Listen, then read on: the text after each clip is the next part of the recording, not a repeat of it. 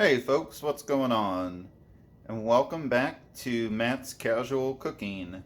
Today we are going to be making the pasty or meat pie, a very healthy dish that is easy to put together and definitely eat. We're going to go over all the ingredients and, well, how to put together, and let's get to it. Alright folks, so we're going to go over the ingredients that you're going to need today. Now for starters, you're going to need 2 pie crusts. You're going to need 2 pork chops. Now you're going to want medium to large pork chops, and you're going to want them about maybe ½ inch to only 3/4 of an inch tall. And you're going to want to cube those. Now for the other part of your filling, and you're going to want to put in the bowl right away, is you're going to want 4 to 5 medium red potatoes, or just any sort of potatoes that you like. I'm using red today. You're going to want 1 small onion, and you're going to want to chop that. You're going to want 2 to 3 bell peppers chopped. And you're also going to need ½ pound of ground chuck or very lean ground beef. And part of the reason for that is if you get a very high fat content beef, a lot of the fat when it's cooking is going to make the pie crust soggy, and that's not what we want. So if you'd like to substitute like some ground turkey or ground chicken, just something very, very lean. I'm using a 90-10.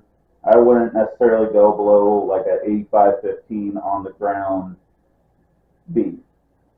And then you're also going to need is we're going to need salt and pepper to taste, and we're also going to need margarine.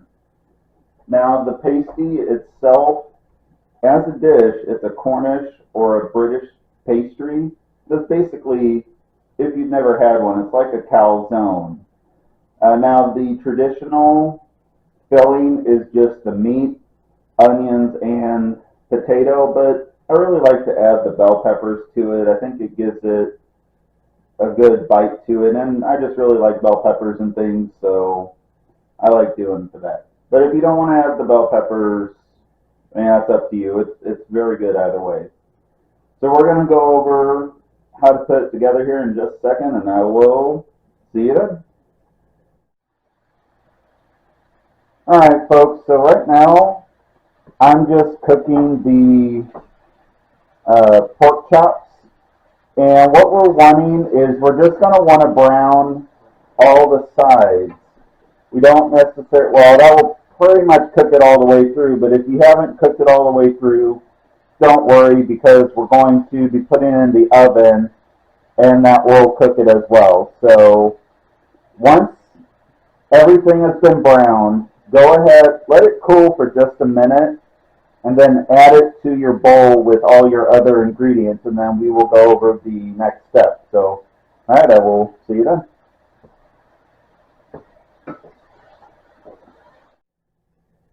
All right, folks, so the pork chops are done. You can see they've got a nice browning to them. Now, I did forget to mention, before you put them in here, if you have any fat kind of rendering on the bottom of the pan, you want to go ahead and drain your pork chops, because we're looking for very little excess liquid when we cook this. We want to make sure the crusts are nice and crispy. So now once you've put that in here, you're going to want to go ahead and just take your hand, or if you're claustrophobic about it, just go ahead and take the wooden spoon you use for the pork chops, and we're just going to combine everything together. And once that's done, you're going to want to go ahead and add your salt and pepper to it, to whatever kind of taste you like. So go ahead and do that, and then I will see you at the next step.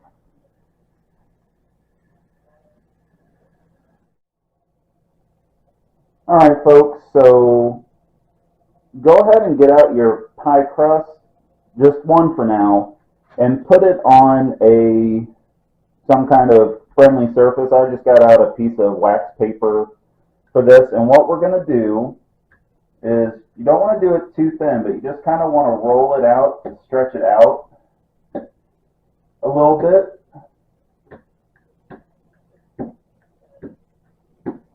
Doesn't need to be too big. Like I said, we don't want to make this too thin or it's going to be no good. Just a little rolling. You can see it's kind of stretching out.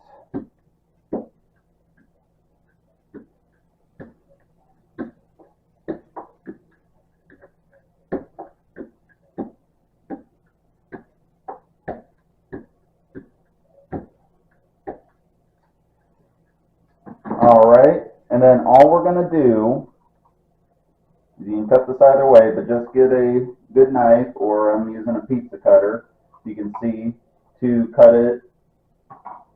And then all we're going to do is take your filling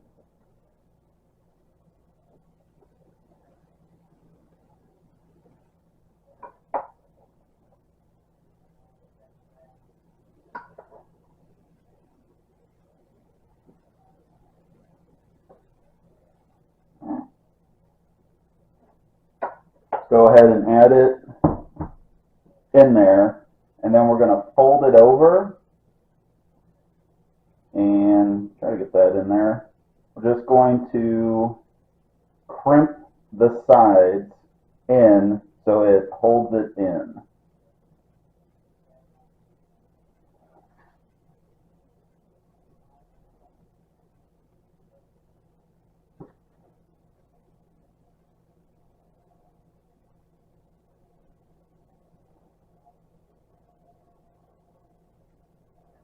Now once that's done, just go ahead and transfer it over to a baking sheet. Now I've lined mine with a silicone liner, but you can certainly, if you want to, go ahead and I would just grease the bottom of one. So once you're done with both of those, I will see you at the cooking step. So see you then. We've got our pasties here, or meat pies. And you just want to take a knife, and you're just going to want to cut a couple vents on the top of it.